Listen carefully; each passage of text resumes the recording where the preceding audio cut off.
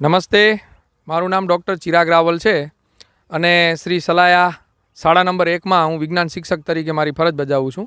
મારી સાથે તમે જોઈ શકો છો ચંદ્રેશભાઈ પણ વિજ્ઞાન શિક્ષક તરીકે સલાયામાં મારી સાથે મારા સાથી મિત્ર છે.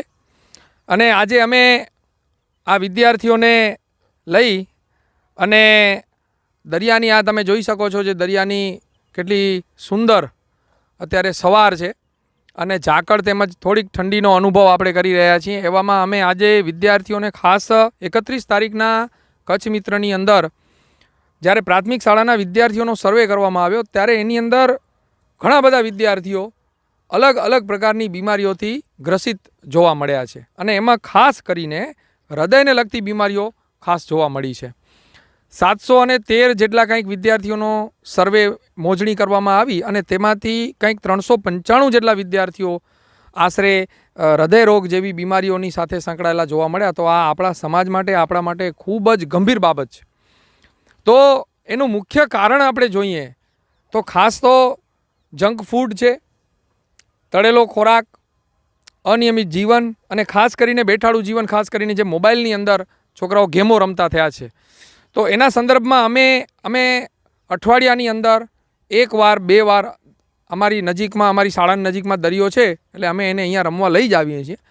પણ આ અનુસંધાને આજે અમે જે આપણી દેશી ગેમો છે, કોથળા દોડ છે, ખોખો છે, કબડ્ડી છે, દોડ છે, સતોડિયો છે, તો આવી ગેમોની સાથે અમે આજે એ લોકોને આ બાબતે માર્ગદર્શન પણ આપ્યું છે અને આ ગેમો એમને અઠવાડિયામાં શાળા તરફથી તો રમાડીએ છીએ પણ ઘરે પણ જ્યારે જાય ત્યારે માત્ર મોબાઈલ ઉપર ન રહીએ અને આ ગેમો બધી પોતે રમે એ અનુસંધાને અમે આજે આ એક કાર્યક્રમ કર્યો છે. અને અમે દરેક સ્કૂલના બાળકોને પણ આ મેસેજ આપવા માંગીએ છીએ આ માધ્યમથી કે તમે પણ જે છે આઉટડોર ગેમ અને જેમાં પરિશ્રમ થાય, દોડવાનું આવે, બરાબર, એવી ગેમો રમો જેથી કરી અને શરીરની જે ક્ષમતા છે એ તમને પોતાની શરીરની ક્ષમતાનો ખ્યાલ પડશે. કોઈ તકલીફ હશે તો ત્યારે ને ત્યારે એ ખબર પડશે આપણે અને એનો ઈલાજ થશે. તો આપણે હવે રમતો ચાલુ કરશું અને ત્યારબાદ આ બધી રમતો પણ આપણે રમી અને વિદ્યાર્થીઓની અંદર કેવી રીતે એક ઉર્જાનો સંચાર થાય છે આ રમતો દ્વારા તે પણ આપણે જોશું. હવે હું ચંદ્રેશભાઈને કહીશ કે આ વિશે થોડીક માહિતી પોતાની પણ આપે જેથી આપણે આ બાબતે વધારે પ્રકાશ પાડી શકીએ. ચંદ્રેશભાઈ.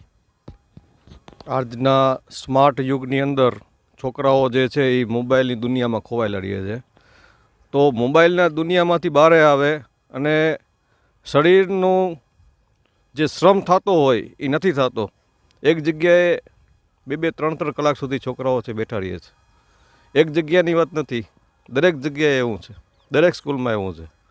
તો ખરેખર જો આપણા શરીરને આપણે કસરત નહીં કરીએ, આપણે રમતો નહીં રમીએ તો આપણું શરીર છે આપણું સાથ મૂકી દેશે છોકરાઓ.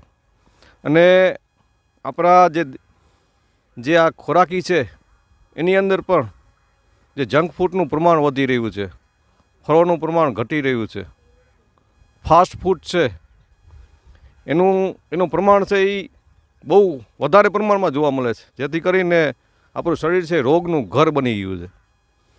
તો આપણા જે સ્કૂલના છોકરાઓ છે એમાં જે ખાસ કરીને દેશી રમતો, એ દેશી રમતોનું પ્રમાણ વધે.